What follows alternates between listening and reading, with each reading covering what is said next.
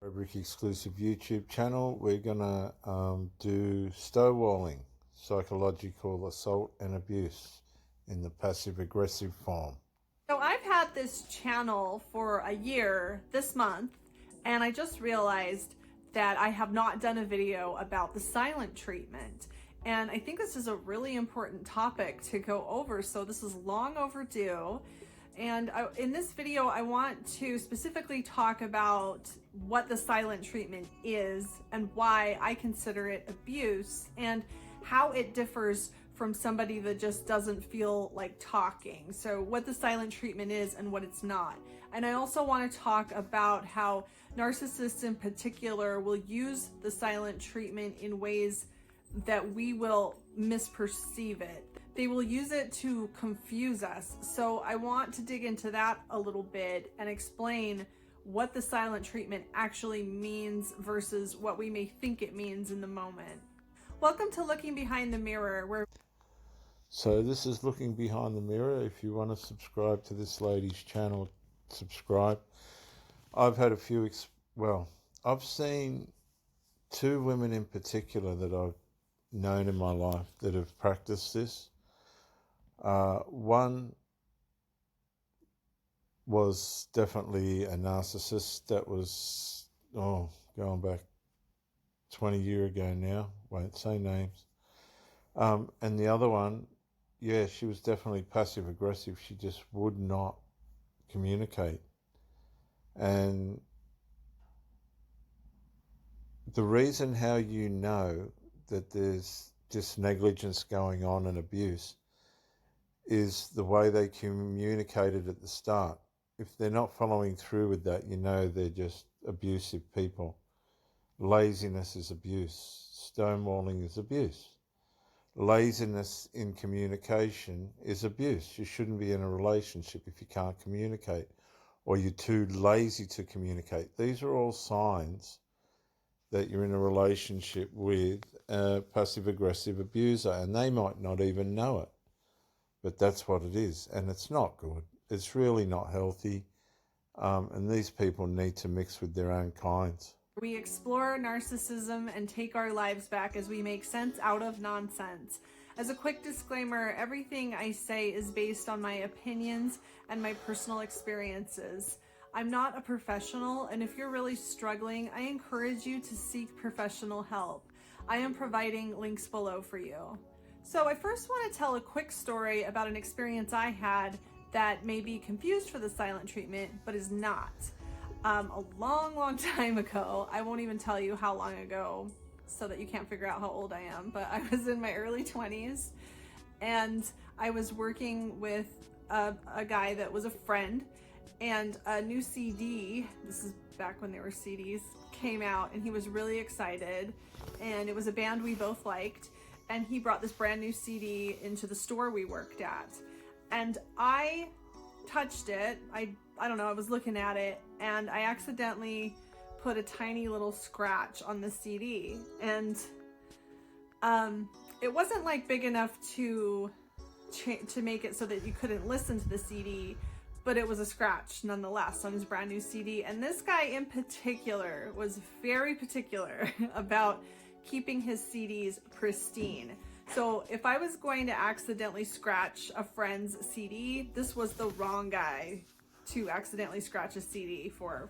Now, this was a really nice guy. He was normally very reasonable, very thoughtful. I really liked him, but he was very upset. And I tried to apologize. I'm so sorry, I scratched your CD. And I remember he kind of just looked off to the side and he said, I just can't talk about this right now. I'm really upset. So just give me some space. I can't talk about this. And he just really, he couldn't talk to me and he didn't want to say anything. And I guess, he felt like if he did talk to me, he would just get really upset. I think this story is a really good example of what the silent treatment is not. This story is an example of somebody that recognizes that he's too upset to try to talk. And so in the interest of preserving the relationship, he decides to communicate that he's not ready to talk right now. For a guy in his early 20s, looking back, this was actually a very healthy, mature way to handle a situation in which he was genuinely very upset. And I did buy him a new CD. I went out that night and bought another one and brought it into work the next day, so he forgave me. All was well. And I tell this story because I see a lot, when people talk online about the silent treatment, I see a lot of people interjecting this kind of confusion. Like, well, what if I just don't feel like talking? Well, what if I'm just too upset to say anything? And I just want to say to those people, that's not the silent treatment. So what is the silent treatment? Let's get into that. First of all, the silent treatment is definitely not done in the interest of the relationship, in the interest of preserving the relationship, like what my friend was doing when he told me he couldn't talk to me. He was doing that so that he wouldn't say something that he might regret later. The silent treatment is done out of spite. It's done to punish. The silent treatment is kind of an action in and of itself, meant to punish and harm, whereas the example I just gave about my friend is the lack of action. It's the holding back of actions that you don't want to take. This is the point. See, a lot of people practice the silent treatment, and they really they know it. They know what they're doing. If you're in an exclusive relationship and you're not communicating with your partner, you've got serious issues, and you really shouldn't have that partner.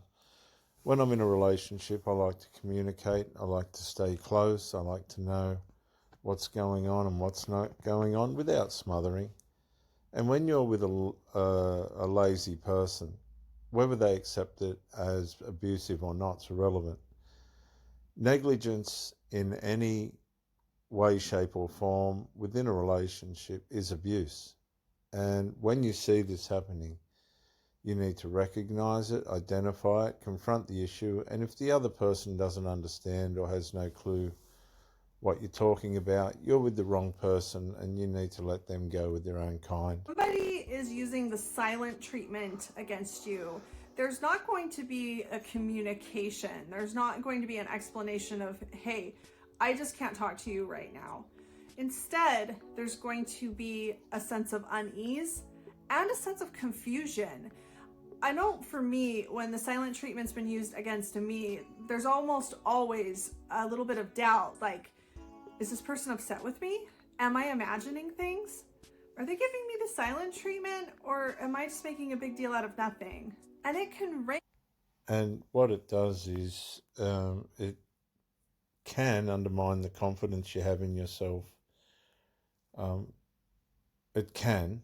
I'm not saying it should. I think once you start dealing with somebody that's doing negligent communication, you need to really confront the issue. If they're not going to improve it, you're with the wrong person, and you need to let them go. Because there's some wonderful people out there that communicate and make the effort. If you're dealing with a drug addict or an alcoholic or somebody that's medicated, they're going to be off with the fairies anyway. They're not going to really be interested in communicating. I learnt this a long time ago. And you need to have clear-minded people that want to be involved in a relationship. See, this is one of the key signs that you're with somebody that doesn't want to be involved in the relationship. They're just going to make themselves physically present when it suits them. I know I've been in situations where somebody is just sulking, just has a sour look on their face. They just seem upset. And I'll sit and blame myself and question myself and rack my memory. Did I do something? What did I do? Why are they upset? Are they upset? Okay, this is a classic point. I had this one from 20 years ago. I was with her for 8 years, actually. It was a pretty good relationship. I sacked her in the end, but I think it was a birthday, my birthday or her birthday or something like this. And we went to see a movie, and she didn't like the movie that we were going to see. And so she bunged on falling asleep, right? She bunged on this falling asleep act, which wasn't necessary, but this is what she did. And I just got up and walked out. and left her there. I won't tolerate rudeness. I won't tolerate laziness. I won't tolerate negligence. I've seen enough of it. And you just walk away from these people. You will get to the point where you tell them to piss off or F off, which isn't very nice, but that's where they get you, because they don't want to improve. They don't want to really be involved. They need lazy people like themselves. She ended up on her own. She was on her own for a long time before I come along. People won't tolerate it, and it's just unhealthy. With me, and being a little too intimidated and afraid to ask. Or it doesn't have to be that pronounced. It could be something as simple as just saying good morning to somebody and having them just kind of look right through you and not respond. It's disorienting because you know that if the shoe was on the other foot, you would definitely say something back. You would acknowledge somebody saying good morning to you. And it really kind of, at least for me, kind of hits those panic buttons of, is something wrong? Is this person? Yeah, something's definitely wrong, whether it's deliberate or not. You'll meet somebody and they'll text you, good morning, so-and-so, rah, rah, rah, my soul, whatever, and this and that. And then it'll fade away, and then it'll stop, and then it's like a record that's being played, and it's slowly slowing down. But not everybody's like that. There are people that are bright-minded, that want to push on with communication and stuff. And I think if you're running into these problems, you need to confront the issue. If the person's more interested in the unresolved, that means they value the problem more than you, and you need to let that person go. Let them go. They're not worth it. They're only an aggravation. Upset, or did they not hear me? And I should say that those panic buttons are buttons that I've worked very hard to deactivate. The silent treatment is done to punish, as I mentioned earlier, and it's done to communicate superiority. It's a message of, I'll talk to you when I feel like talking to you. You can't just say good morning to me and expect me to say good morning back if I don't feel like saying good morning. Maybe I'm not ready to say good morning. Speak when spoken to. It's not your place to instigate conversation. Or another purpose of this. Yeah, she's pretty good. She's pretty switched on. It is a way of the person saying, you're not all that important. I'm not really going to respond to you because it doesn't suit me. Let me just ask you the question, viewers. Why would you be in a relationship with a dumbbell like that? Okay, these people are not healthy. They're ignorant. They choose to be ignorant. They're lazy. They have an element of low self-esteem, yet an ego the size of a bowling ball. They're usually codependent on family members and this kind of thing. And you're just an outsider. You've got to let these people go. This is part one in our stonewalling series with this lady here. She's from a channel called, what's it called? Looking Behind the Mirror. Looking Behind the Mirror. I'd recommend you subscribe to it. I'll upload this and I'll see you on the next one.